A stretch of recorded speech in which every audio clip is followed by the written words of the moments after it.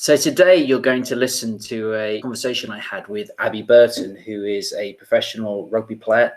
She's currently with Wasps as well as England Sevens. 3/4 of the way into the interview, Abi started to talk about body image, and in particular what she's set up on Instagram in terms of Absolutely Positive, which I'll put the address up onto the screen. She speaks very candidly about body image issues that she struggled with when she was at high school.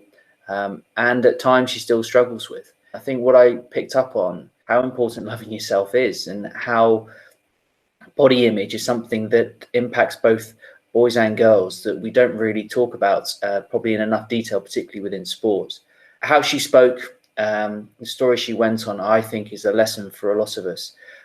I really picked up on the importance of a teammate, a coach, her friends, speaking and supporting, and how important being a nice person, how much of an impact that has on people. And particularly now during lockdown, we talk about being nice, but it reinforced to me how important it is to look after each other. Now, we did have some Wi-Fi issues, and at times you'll hear her voice but not the screen, so apologies for that. But actually what she said I think is so important, and I hope that all of us can learn from it. So Abi, the first question, what does high performance mean to you? For me, high performance is a mix between the person being the athlete and then also the environment. So I was really lucky enough to be involved in so many high performance environments. When I was the age of 16 to 18, I went to Hartpury College, which was such high performance. They're all that the kind of the stigma around Hartpury is that Hartpury always win. And that was... Apart from against Loughborough. Apart from against Loughborough. You know, as an ex-Loughborough student, apart from against Loughborough. But yeah, that kind of environment was one of those ones where they had all the amazing facilities. Those marginal things make something high performance. And then even just thinking like things that people don't really think about, including like recovery with all the contrast baths that they used to have in there. And then also as well with just being more informed regarding nutrition and stuff like that. So that you can make a high performance environment, but making a high performance person is completely different. You could put somebody in that environment, the most high performance environment in the world, but you still might not get that performance that the coaches want.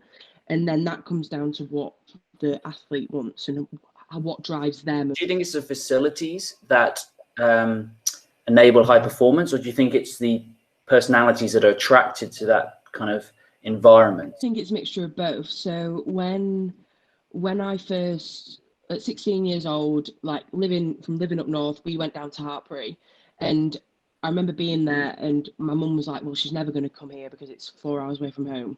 And my dad just went, but look at these facilities, like this is where like our girl will have the opportunity to become the best in the world, like by sending her here. But those kind of years of, 16, 17, 18, 19, where most people are, or most kids are kind of starting to kind of go to parties and starts to kind of go out a lot. But obviously it's not necessarily conducive to the idea of high performance. The struggle, I guess, for anyone kind of in their late teenage years to get that right balance. Yeah, exactly. And you're caught in between whether do you want to go do what you would do in university, or do you just take it easy and just know that it's a process. You don't have to rush into the going out and doing everything like that when you just turn 18.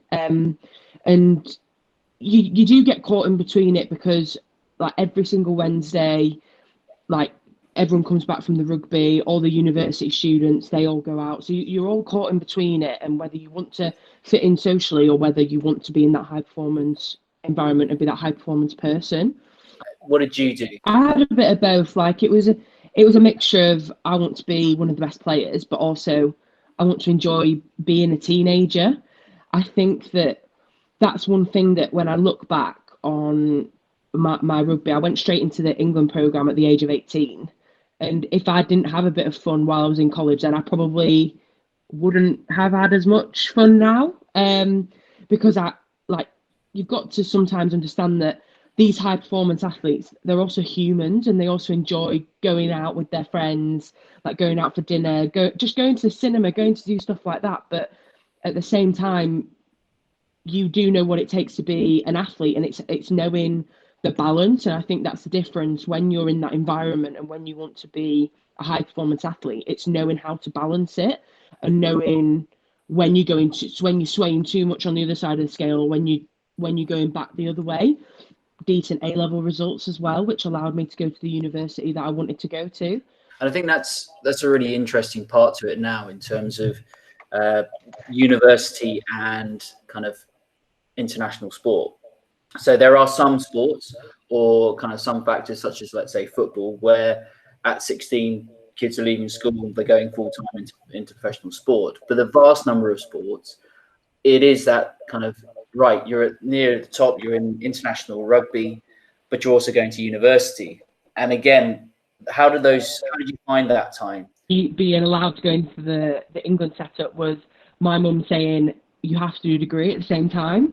And I was like, no, Mum, I don't want to do a degree. Like, the rule was the only way that I could go into the programme was if I did a degree at the same time. So I've been doing university part-time because of the Olympic dream, because of the World Series, just not being able to go into uni as much. It meant that I had to do it part-time to be able to still facilitate rugby. The fact is that rugby might just be snatched away due to injury or due to other external factors. So you did need to get some sort of a degree or some sort of plan outside of rugby.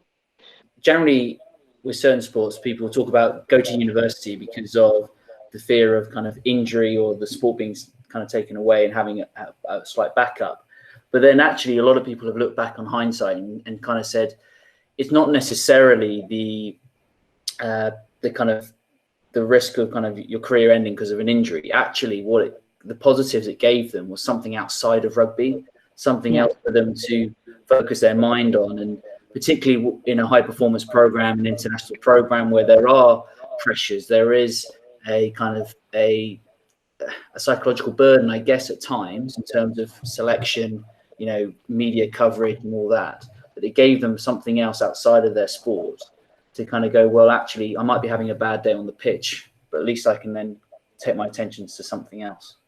1,000%, you're absolutely bang on there. Like being in one of those high performance environments, it is intense. At university and doing other things outside of rugby gave me an opportunity to be not just a rugby player. It gave me an opportunity to be Abi. I've recently just got injured in about 3 months ago, and that I've realised I am more than rugby because I have other things to do other than rugby, which includes like my university and everything that I've listed before. And having that outside of rugby just helps you grow as a person and not just a rugby player. What I found fascinating with these seven setup, both the male and the female kind of sections of the sport work and train in the same environment and work together. What did you think the men's side of it learned from you guys? I think it's a funny one because when we came in, I think you could tell which boys were comfortable speaking to other females about rugby and which ones weren't as such. And definitely it was some of those times when we first went in and we were like, can we speak to each other? Do we speak to each other? And it's like trying to find one of those happy mediums. But as it progressively went through, I saw a lot of the boys just open up and be. I think we gave them a bit more of a like emotional side, and that I think it taught the boys to change the way that they speak, and they can't always speak in sometimes such an like a concise way, that sometimes things might need a little bit more explaining, especially with the age disparities in our women's team. We were a lot younger than what a lot of the men were, so it was learning for them. If we came to them for some sort of advice or feedback or just speaking to them about life, that they could soften down a little bit. They didn't have to put on a front of what sometimes boys do, and being in that environment, I think that definitely helped them as well. And I think also that I found a lot of them learn off of the experiences that I had with like body image, that I've had multiple of the boys come up to me in our program and just say to me, thank you for doing that, because a lot of those boys in that program have experienced some sort of body issues over their life, but because they have this environment in rugby that the masculinity of rugby, that they don't really want to talk about it as much. But I've had very, very open conversations with a few of the boys talking about how the body pressures of being in a sevens program and being in high performance can affect them as well. Is it hard? Is it demotivating that still people will look at something like rugby as a man's game, and therefore does that impact the mentality of a high performance female athlete? When I was growing up, like, it was one of those things that when you go into rugby, it's such a masculine dominated sport. And growing up, there was a stereotype around, why do you want to play rugby? Because it is a male dominated sport and you're a girl. And it was one of those things that I saw it as a challenge, being from a very rugby dominated family that I'm in, that they just saw it as well as a challenge for me to go to just prove to people that it wasn't. And it's quite, oh, I'd say it's revolutionary, to be fair. When you're going through, you're surrounded by such inspiring women that just want to prove to society that, one, we love rugby, and two, we can play it just as skillfully and just as great as what the men can, despite the fact that we are female. Has it got to a point now that actually you as a collective group are a little bit bored of it, and to kind of think, stop comparing us to it, kind of look at us in our own right and enjoy the game that we're playing? You bang on there that it does kind of get a bit boring that we are compared to the men, but also as well that if I think a lot of us understand that if we don't go through what we're going through now, with people still comparing us, we'll never get to the stage of where we can stand on our own, and we can never get to the point of where we're setting up rugby, women's rugby, on its own for the next generation. And I think that's the thing that you've got to think about when we're going through all of this, that we might still get compared, it might be a taboo around women's rugby, but from when I started, it has changed. Like, you can see a change. We're doing this now for the next generation, and we're doing it to leave the shirt in a better place than what it was when we started. Being professional, obviously there's a mentality side to it, but there's also the financial element to it, that financial independence. Has, though, professionalism had a huge impact on performance? I think if you look on the World Series, that the teams that are fully professional, they're at the top end, and the players that aren't fully professional or are just a team that come on the series, they're at the bottom end. So the pressure does come with being professional, but also, if you let that eat you alive, I don't think professional sport is for you. You've touched upon it a bit earlier about body image, in which you speak very candidly about the struggles you had at kind of high school, and maybe you still have in terms of body image. Kind of without me putting words into your mouth, do you want to kind of talk a little bit about kind of, one, the struggles, two, how you've dealt with it or dealing with it, and the advice to anyone who's going probably through the same kind of thing? I basically, at the moment, I start at the end to go back to the beginning. I currently run a page on Instagram called abs.olutelypositive, which talks a lot about what it's like to be a muscular female within society today, but also a sporting female within society today. Growing up in high school, like as you've spoken about there, I didn't really have a very positive experience at high school. I was caught in between. I love playing rugby and I love playing sport, and I love doing athletics, I love cross country, all of the above, but also I was very genetically very gifted I put on muscle very, very easily. When I was growing up, from the ages of 14 to now, social media was a massive impact within my life, and what trends were going about and how the girls wanted to look within my friend group. I wasn't typically in one of those friend groups who's surrounded by sporting females. A lot of my friends didn't play any sort of sport, so that meant that they were more, they took more to makeup and fashion and different type of clothing, and like more of the social aspect rather than sporting, which everybody's different, and I enjoyed being that group of friends, but it was on the role reversal of I just didn't fit in at all. Like, I didn't I didn't look like any of them. I was a lot bigger than a lot of them.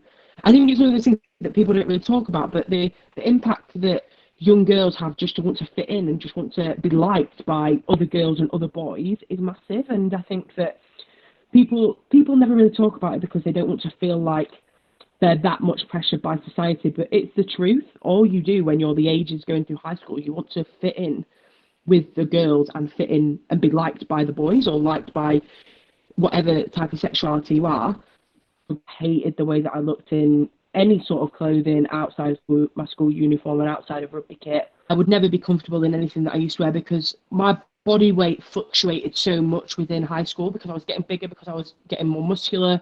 But then I didn't like how muscular I was, so I'd get smaller. It was a massive fluctuation. As soon as I left school, I was so happy to leave. I hated prom. That was awful as well, wearing a dress with my arms out. I was like, oh gosh, this is one of those environments that petrified me. But at the same time, I chose that, look, I need to try and get over this. I'm going to wear something with my arms out. But at that time, I wasn't ready. I was too uncomfortable to wear something like that. And it was one of those things I was like, oh, I wish I would have just waited just a little bit longer. And then when I went to Hartpury, it was kind of a new start for me. And I felt like I wanted to try and overcome these struggles that I had. People would look at me with a vest on. That would be the first thing that they would say to me. Oh, Abby, your arms look big. But to them, they would be saying it as a compliment. But to me, it was them making me aware that they could see my arms, which actually, if they hadn't have said anything, I probably would have been happy. I probably would have not even batted an eyelid. But the fact was they were bringing attention to it. That's what made it worse, even though they thought they were giving me a compliment.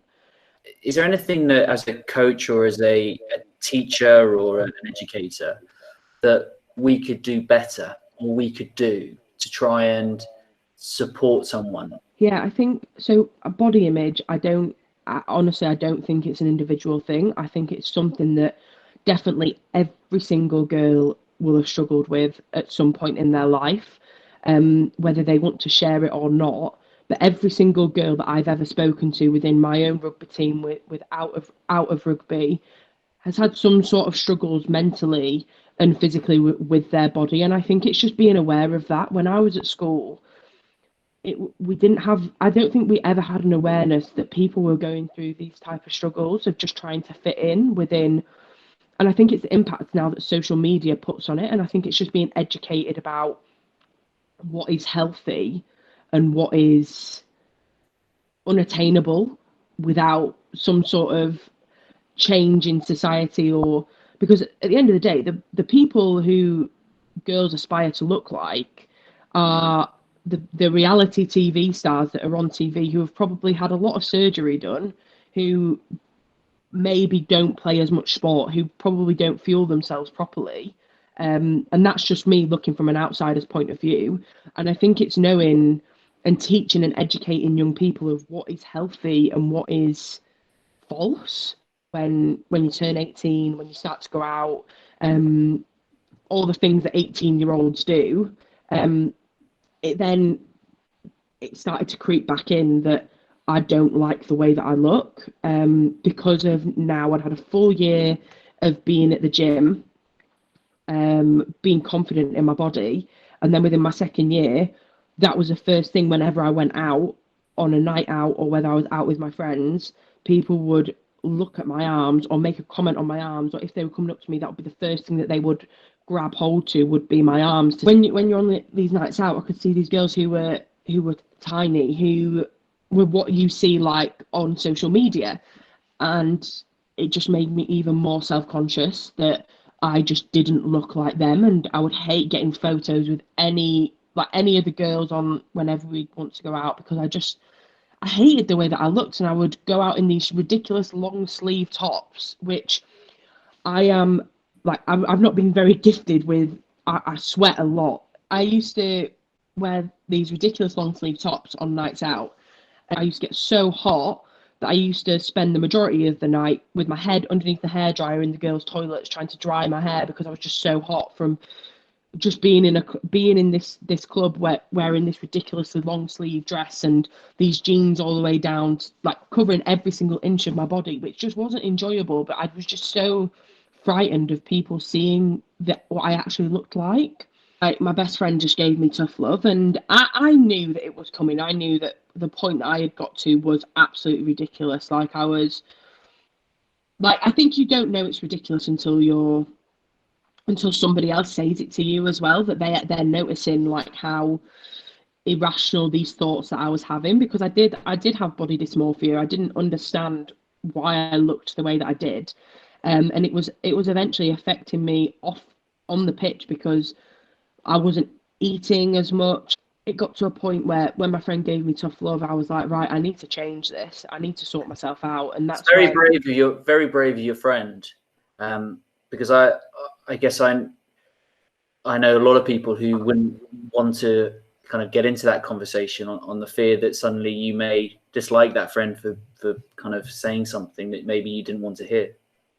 It was like, she was so brave to be able to tell me that, but I think that she could see that, and she said to me afterwards, she was like, I don't care if I would have lost you as a friend. I needed to tell you because it was literally ruining you.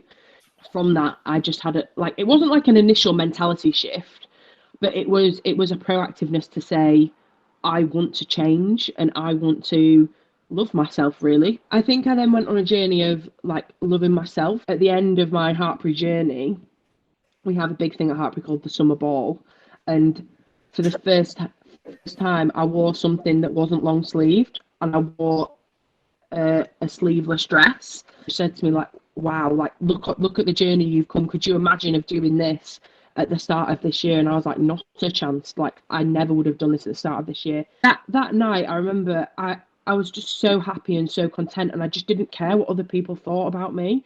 And it was definitely a journey of three to 4 months of me progressively saying to myself, oh, don't wear that baggy t-shirt today. Let's see if we can go something a little bit tighter. Or can you wear a different colour today? You wore black all yesterday. You've worn black for the past 5 months. Let's try and wear something a little bit different. And from going into Hartpury into the Sevens setup, I kind of got a few of those feelings creep back in about my self-confidence issues, because I was this 18-year-old girl. Some of these girls had been in the setup for like 5 or 6 years. They were absolutely shredded, and I was still this little kid who was still trying to find the way that she would look like. And one of the girls said to me, she went, Bertie, we don't care what you look like as long as you're performing on the pitch. Like, who cares what you look like? And that's what I've taken through the whole of my sevens journey, was if I look a certain way, then who cares? But if I'm performing well on the pitch, that's all that matters to me.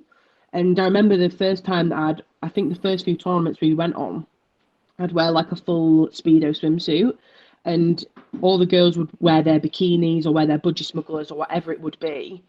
I remember the first time I came downstairs to go swimming with a bikini on, and one of the girls just came up to me. She went, Bertie, I don't know why you've never worn a bikini before. You look great. And I was literally like, oh my gosh, I don't want people to stare at me. But I had already brought too much attention to myself because I wasn't doing what everybody else was doing.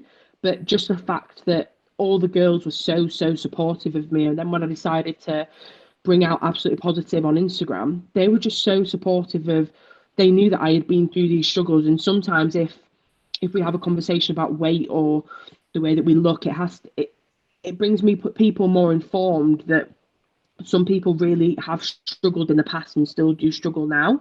And just the fact that I was able to educate my other teammates of something that not a lot of people have spoken about within rugby, especially within women's sport. Yeah. Like, you see some people talk about it, but the amount of female and males that do have body issues over the years is so many more compared to the people that actually speak about it and feel confident enough to speak about it. And all I ever wanted to do with Absolutely Positive was just help just one person.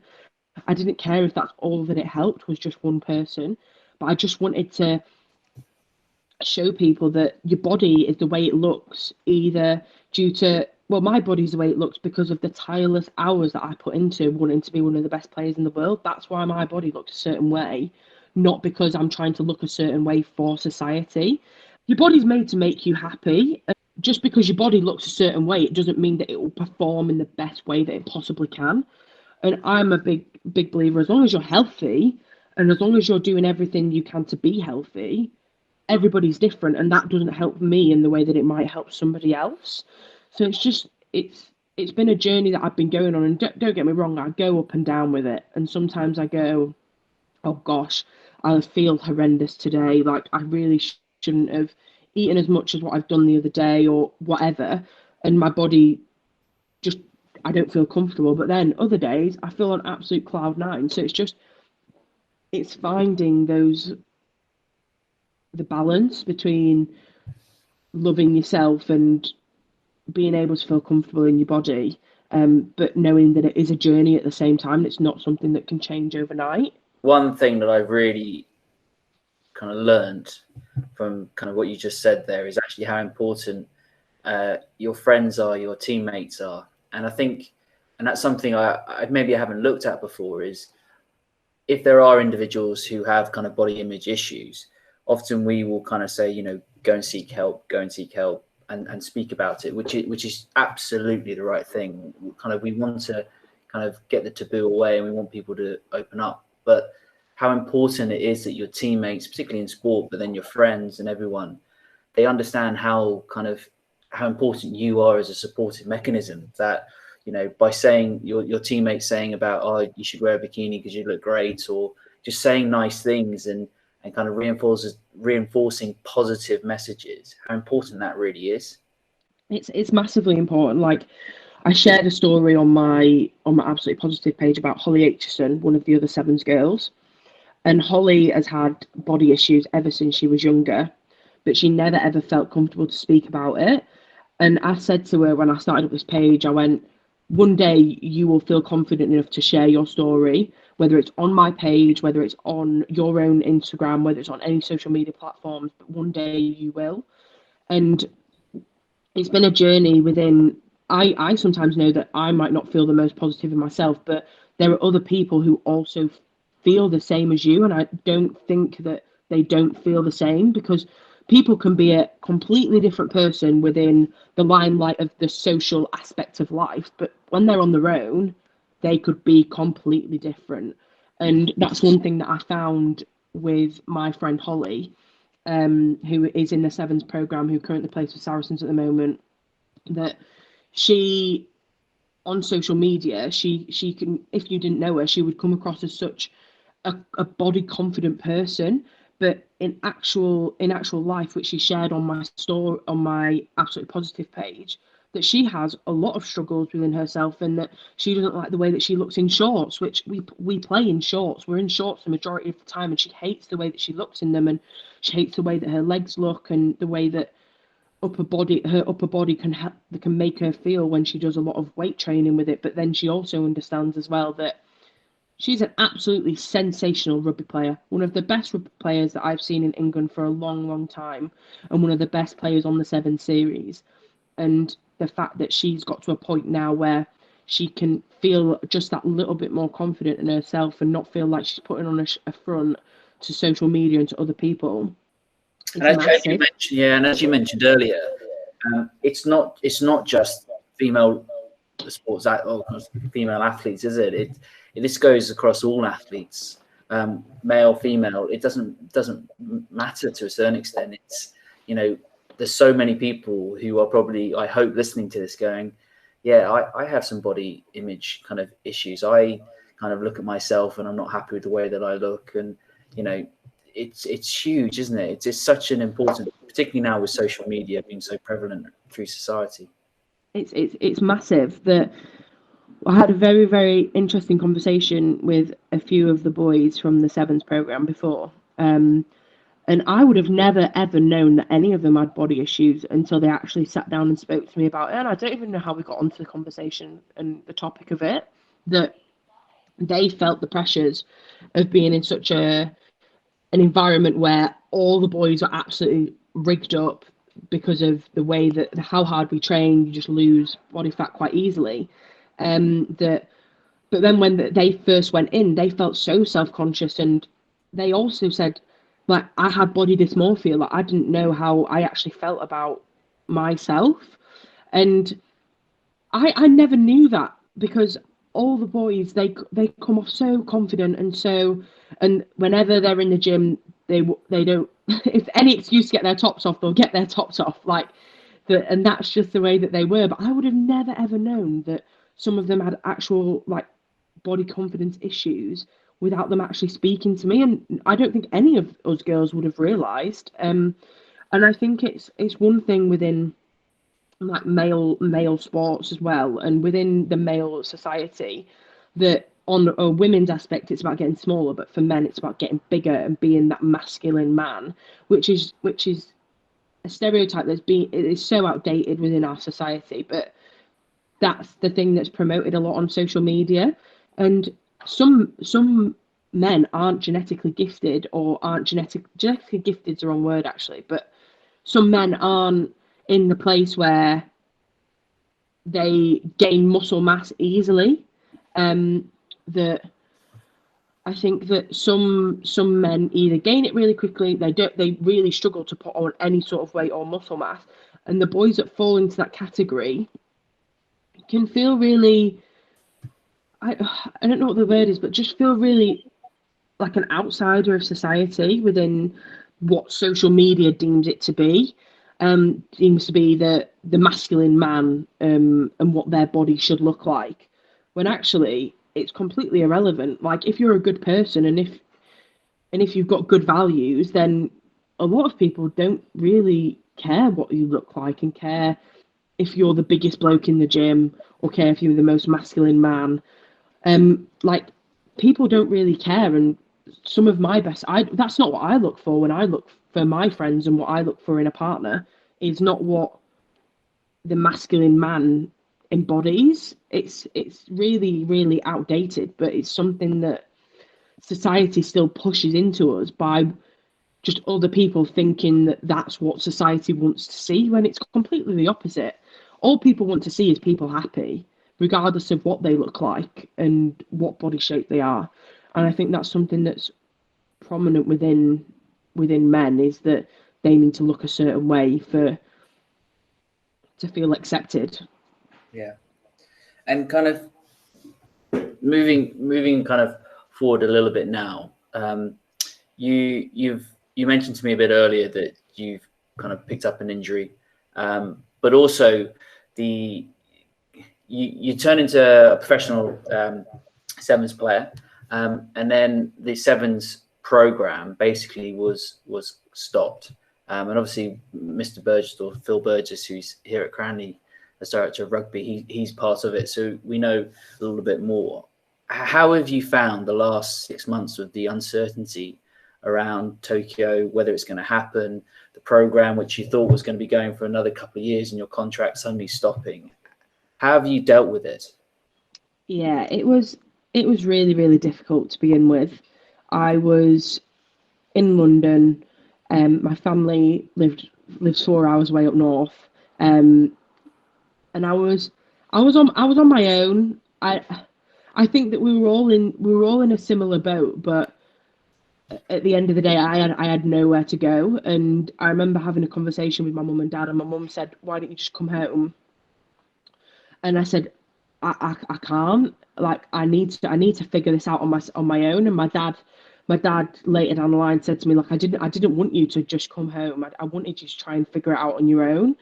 And that's exactly what I did. And within the adversity of the sevens program stopping, I thought, right, how am I going to make the best out of this situation? I need to go find myself a 15s club, for one. I need to go find somewhere with like-minded people who just want to be better and want to play rugby. And I found that at Wasps. And then the next challenge was, how do I then find somewhere to live on my own? Like, how do I then find that? And I was lucky enough to be able to move in with some of the Wasps girls, and they were an absolute blessing. And everyone at Wasps understood what we were going through, and that we had literally just had our dreams ripped away within. We didn't know when the program was going to start back up. We didn't know how much preparation time we were going to have before the Olympics. We didn't know anything. And people also understood as well that we had gone from having a full-time job to having a wage to being unemployed, and then to go into the AP15 setup, which isn't fully professional. It would then have to be, right, I'm going to have to get a job now, and I'm going to have to go back to uni, still be a full-time student, playing rugby, and get a job. And I was looking at my CV and looking at what I could do, and I was like, I've literally been in a professional rugby setup from the age of 18. I've barely done any other job other than that. And I was like, right, okay, what am I going to do? And I became a nanny.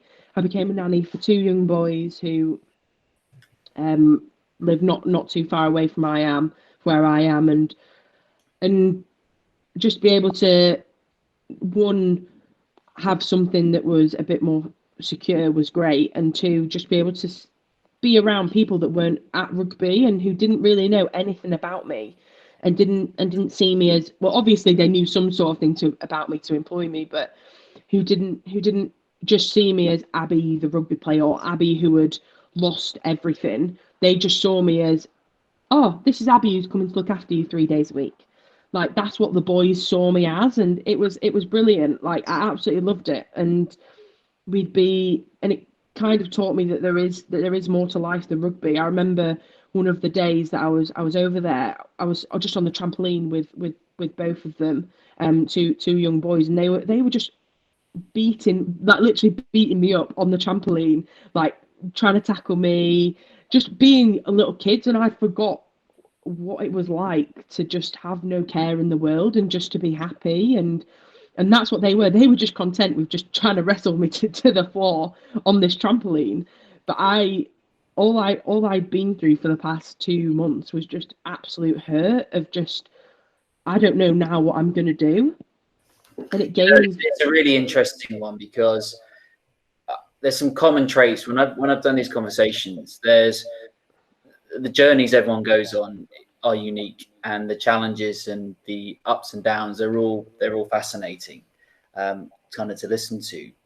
But it's interesting that those who are of high performance, they normally do come out a bit like what you said, is one, they see positives even when things are terrible. So even when there's a big injury, when selection hasn't gone their way, when you're kind of, the job has basically been removed from you, you found a positive way to look at it, and you found positive through it. And I think that across nearly every high performance athlete that I've spoken to is such an important trait, that they can see positives. But even more fascinating, and something I think that as a 17, 18-year-old in particular, people sometimes do struggle with, is maybe their sport is the thing, it's everything to them.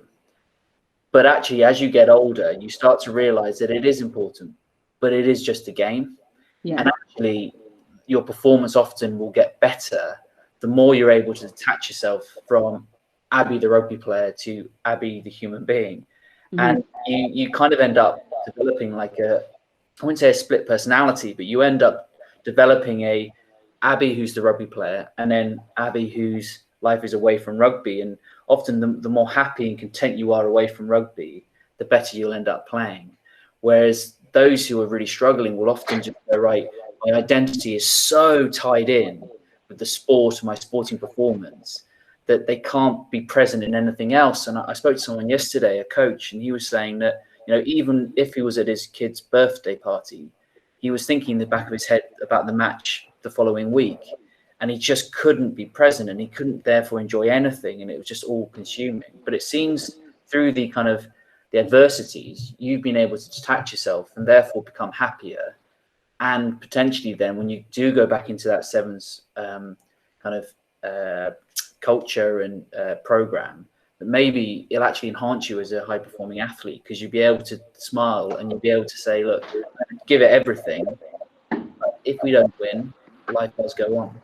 Yeah, it does 100%. Like 2020 for me, like it was a bad year for a lot of people, but it was on paper one of the worst years that I've ever had. I lost my job, lost my house. I had another injury which led to an operation on my ankle, which meant that I was ruled out for some of the 15 England games. and on paper it was one of the worst years I've ever had. But when I look back on it, I don't see it as that. Like I don't see when I think about 2020, I don't think about the sadness per se. I think about how it's changed me as a person, and how I've got to a stage of where they could literally throw another global pandemic at me and it wouldn't even faze me anymore.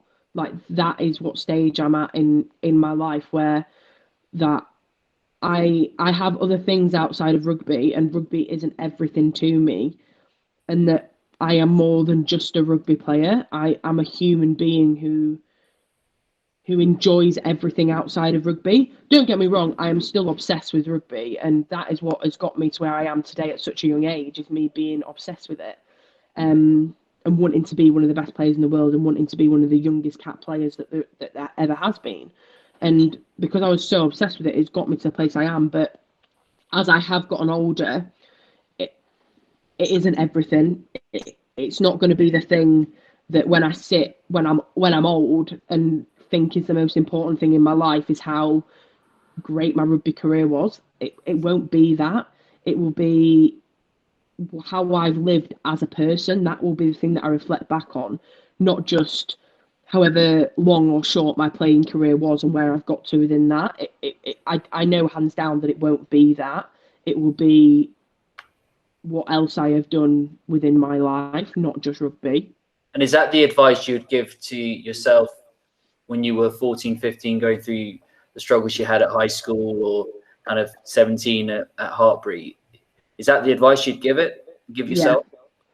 Yeah, 100%. That would be the advice I would give myself, that when you look back, when you're old, and when you're literally probably won't be able to move because of rugby, you won't be reflecting back on what your rugby career will be like. You will be reflecting back on how you was as a person, and how many people you were able to impact, and how many other people impacted your life, not how good you were at rugby. Yeah, it's a really interesting mindset, that, because I've got a little boy now, and my girlfriend, and I was there this morning, and he woke up very early, but I kind of went for a little run and then came back, had my coffee. He's charging around, jumping around the sofa. My partner's there, and I actually had this similar thought. I was like, this is it. This is actually everything. And whatever I did as a player, or kind of whatever I've achieved as a coach, you scale it all back and you go, actually, being a kind of a dad, being a partner, like having a smile on my face, enjoying kind of your life is actually, I think, like you said, is when you're on maybe death's door, it's the kind of thing that you want to be looked back on with the most amount of pride, not necessarily how many caps you get, or what you achieve just on the pitch, isn't it? Yeah, you literally bang on there. I think about this a lot, like that. What do I want to be like as a person? And like all I've ever wanted to be whenever I've grown up. Fair enough, I've wanted to be a rugby player, but I've always wanted to be a mum. Like that is what. And if I could look back and on my life, and I've been a mum, and I've been able to not even just be a mum, but help inspire the next generation, I would be more than content with that. Not how many caps that I've got, not how many medals I've got, not if I've been to a World Cup or an Olympics. Just if I've helped inspire the next generation just to think a different way, and help my children think a different way and be the best people that they can be. That's all that I ever want, is to be able to help inspire the next generation.